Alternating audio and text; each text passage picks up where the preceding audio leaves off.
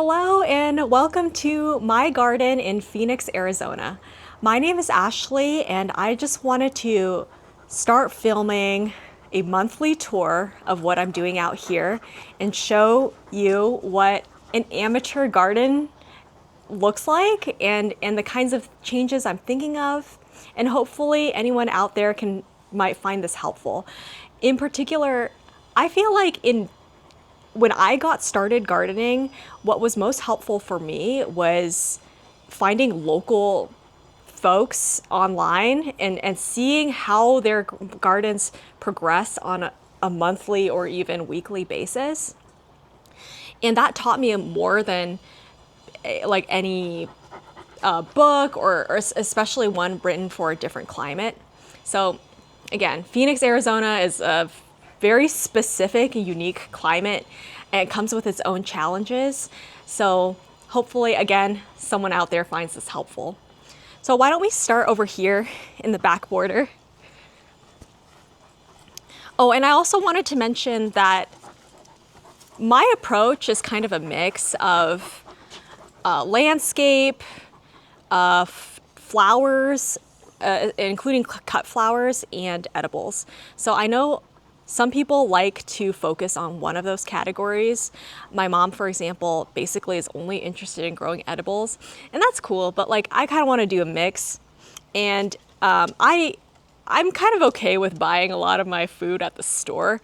So I also want to showcase how to grow edibles, or how I grow edibles in a confined small space. So we'll get to that later.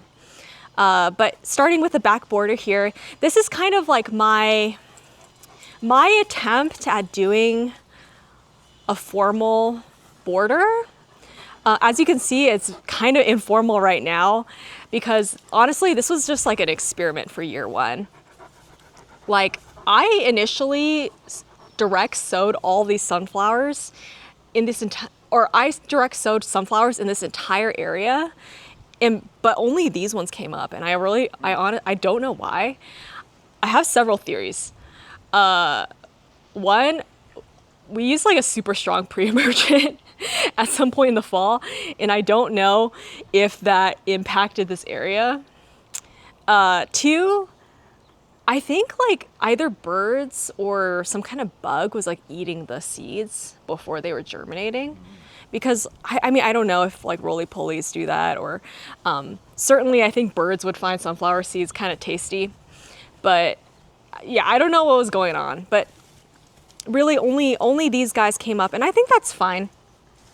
I think for next year, are you the star of the show? Are you actually just stealing all the thunder? This is Shirley.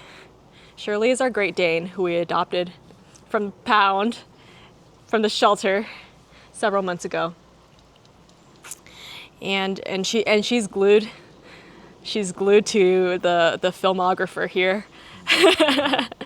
So she's probably going to be with us through this entire tour. Anyway, so my goal with this area is to have some formality, to frame out the view from the lawn when you're looking out from the sliding door of the house. So next year, I want to try to do all sunflowers if I can. And if that doesn't work, then I'm going to do all vinca. Vinca is this little bushy flowery plant right here. Another note for myself going forward. I've noticed that with the hot afternoon sun in this area, it gets like the white flowers get blinding. Like they're not pleasant to look at. So I think for next year, I'm going to stick with this light purple pink color, and that will be more pleasant on the eye, especially as we're getting into those hot summer months. So do you have any questions, comments on this area? No. Oh, of note, I tried planting zinnias for the first time, like literally for the first time this year. They are not doing well. This one and that one. Yeah, they're not happy. I don't really know why. Again, it might just be because of pest pressure, it might be because of poor soil, whatever. I'm gonna keep amending. I'm gonna keep working on this area, and hopefully it just gets better and better each year. All right, let us move into the shade for some brief reprieve and talk about this area here. So in the fall, the filmographer helped me greatly by installing these trellises. This is just hog panel, right? And a comment here is, I don't think we're going for a very high-end look in this garden necessarily at all. If we had, we would probably have painted this and I guess limited it to these like uniform sections of hog panel. Like we would have excluded or cut off the section that has the narrower spacing right like here. Purpose-built trellis. Yeah, but I think for our purposes and our guiding philosophy is just like have fun with it. Like this house is an experiment and we're not going for something necessarily high end at all. So that's kind of why we did this. And I actually think it looks kind of nice. Like I think it looks kind of, you know, charming and country. At least that's my current view. So anyway, the two plantings here are star jasmine and coleus. The star jasmine went in the fall. As you can see, it looks pretty happy, at least to me. And this whole area, like most areas in the yard, are on drip irrigation. So I think that's definitely helping. There's the drip line. Yes, the drip line goes down here. Yeah, we have a cool setup for drip that I will go into more detail. I also started the coleus from seed, which I'm very proud of. And honestly, I would have liked to fill out this entire area kind of with an underplanting of coleus, but the garden pest here dug up some when I initially planted them. Okay. The garden pest here dug up some initially when we planted them out, and it wasn't really her. The thing is, she only buried one item from our house, and we have since gotten rid of it. So hopefully she doesn't. She's not a huge digger, not a huge barrier, and hopefully she doesn't do that again. But even if she does, I can't be mad at her. All right, moving on quickly over here. These are just. I felt like this area needed a pop of color, so we got these brightly colored ceramic planters. And honestly, I'm not in love with the planting here. Like these are just aloe, medicinal, like your standard aloe vera. And something about this I'm not happy with. I feel like I need to mix it up with like something taller maybe. Something more with just a little bit more variety. So I might workshop this in the fall, but for now, I think pretty much everything here that's been planted is here to stay for the season. Like I want to just let it play out and see what happens. Also, I think I need to figure out how to water these correctly because they look sad. And like, I don't know. They look dehydrated, even though I've been like drowning them. So I think I need to figure this out. They do look kind of sad. They do look sad, right? Anyway, let us move on. And again, we can go to the shade here and look at the view from as you would from the house. So I think it looks nice. Like the whole area is framed out, right? With like the different plantings. And it feels like almost like a little room. And I think that's what I was going for. Sorry, I'm getting way too close to you.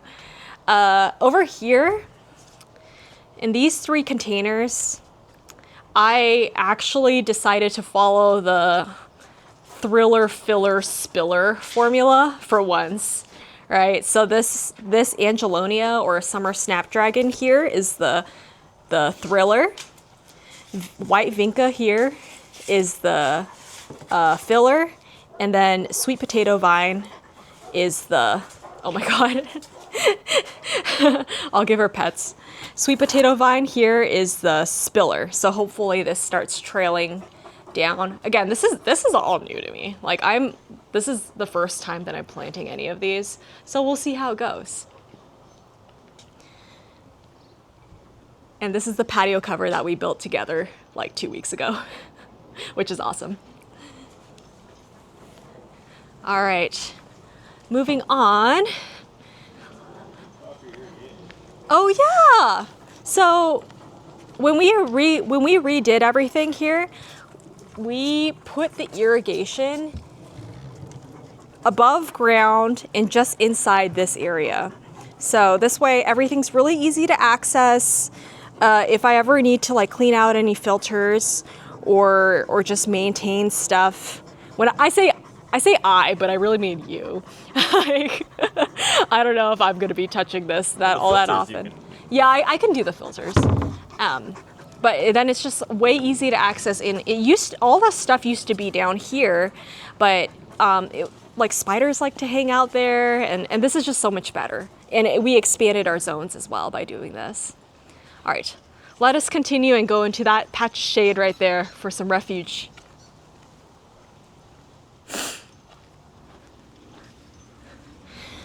Now we're getting into the landscape area, and here I want to talk about future plans.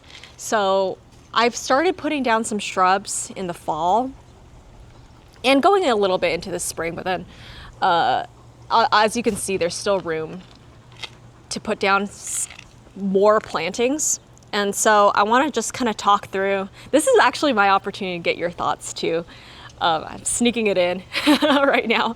So I think like in front of this lemon tree, I kind of want to do like a low ground cover kind of like along the perimeter of the pool. So I'm thinking my plant of choice is going to be trailing rosemary.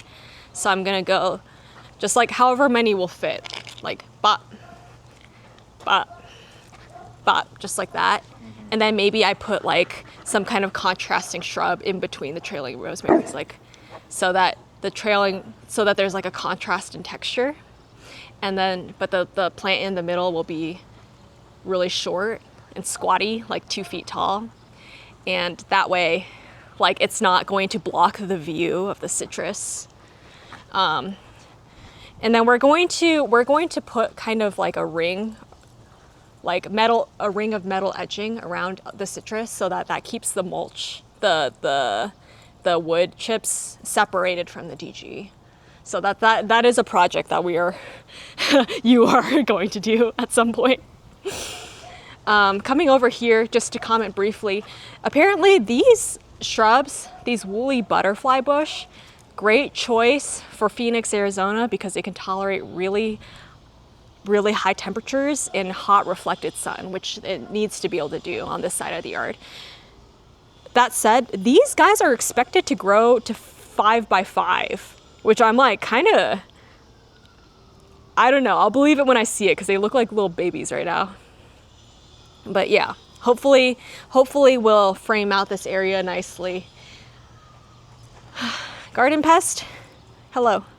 You stay cool right there, okay?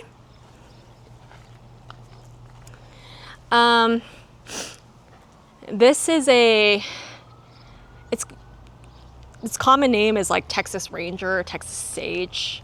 I was kind of thinking of just keep it simple, right? Like we already know this plant does well here.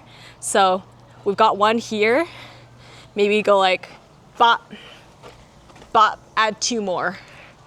You know, what would you think about that actually, since you're here? Yeah, sure. Yeah, alternatively, what I was thinking was we add 1 more big tree right here. Okay. Yeah, but then the trouble is it's like one that it's like a bigger like investment of money obviously, but then also it's like it would probably take time for it to catch up and scale to our beautiful mature large olive trees. So I don't know, maybe we can think on it. I think personally, I'm leaning in favor of doing the shrubs because I know you're anti-shrub, but I think it would add kind of like the continuity that this area is asking for. So, and then with this area, I think I'm still not sure what I want to do. Like, I think like I made a good choice getting these Baja Fairy Duster. Like, they're supposed to be very tolerant of the heat and the sun as well. But I'm kind of at a loss for how to like fill out this area. Like, I still haven't made concrete plans.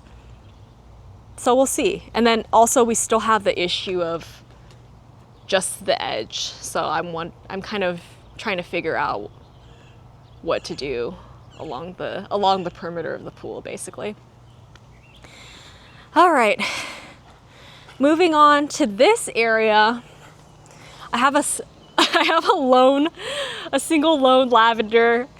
I think because my initial plan was to kind of do this like very Mediterranean theme, like picking up on the olive trees.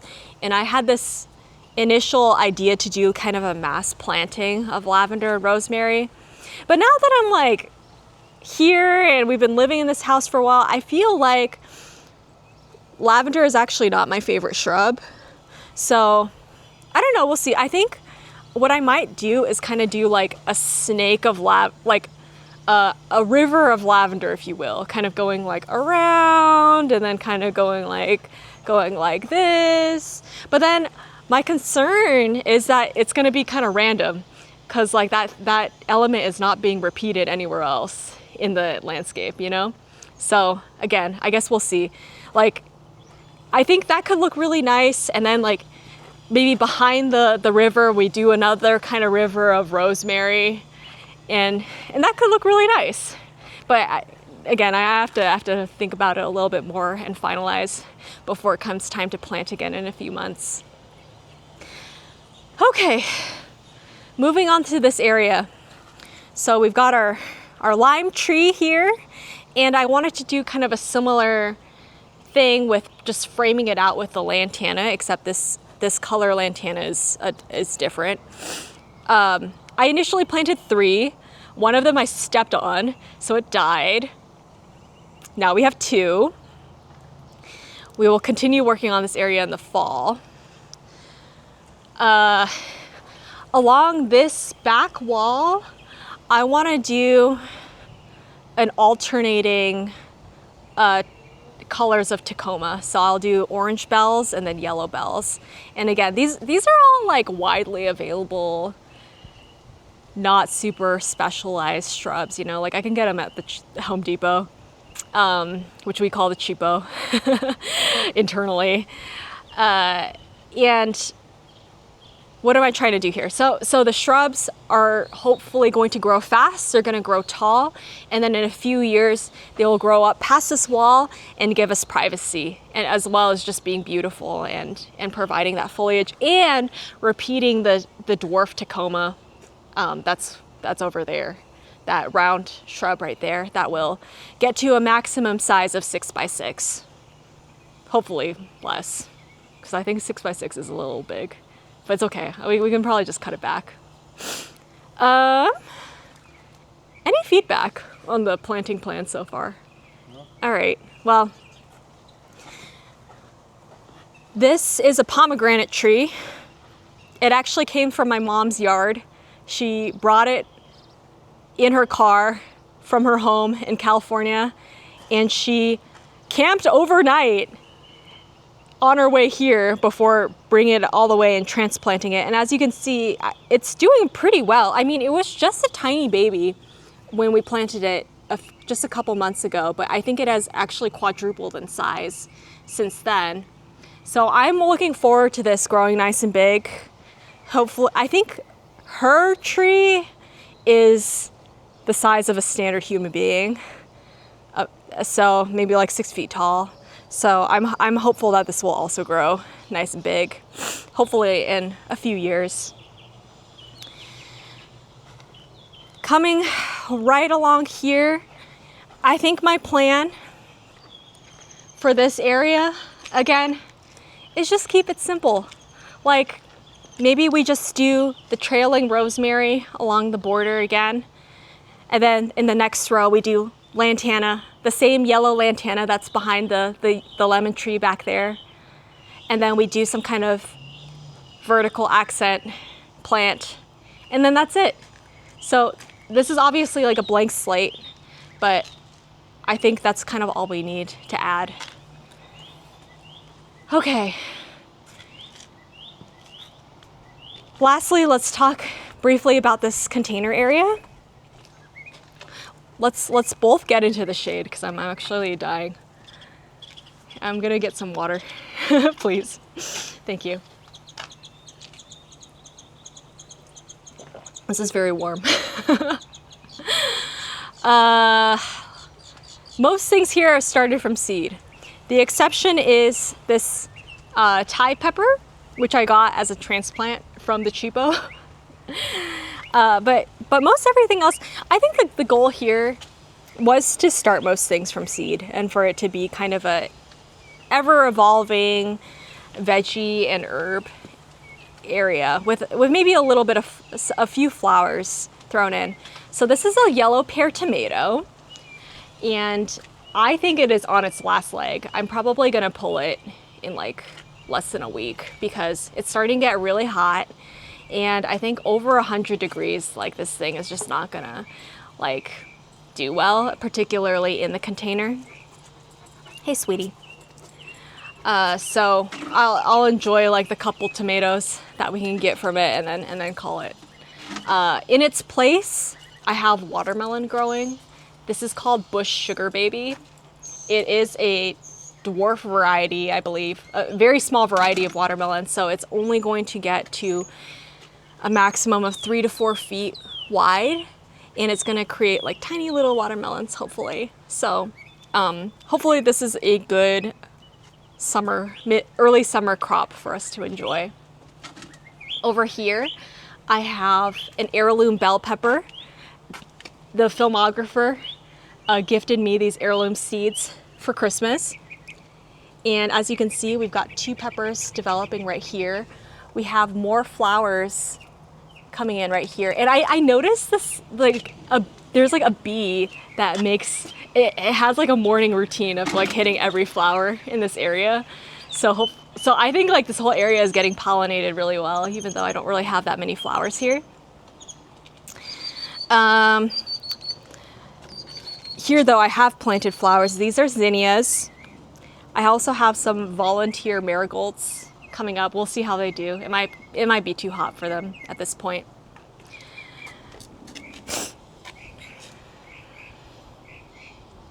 This is a bishop's crown pepper that my mother-in-law, actually, she gifted me the seeds. I started them around the same time as everything else in this area. And as you can see, it's loving its life.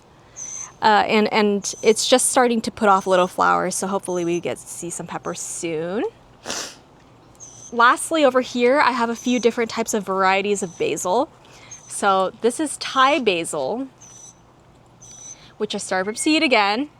This is, I guess like a variety of sweet basil, but it's called Emerald Towers. So supposedly it grows nice and tall, so its footprint is compact, and it's slow to bolt. So we'll see how that does.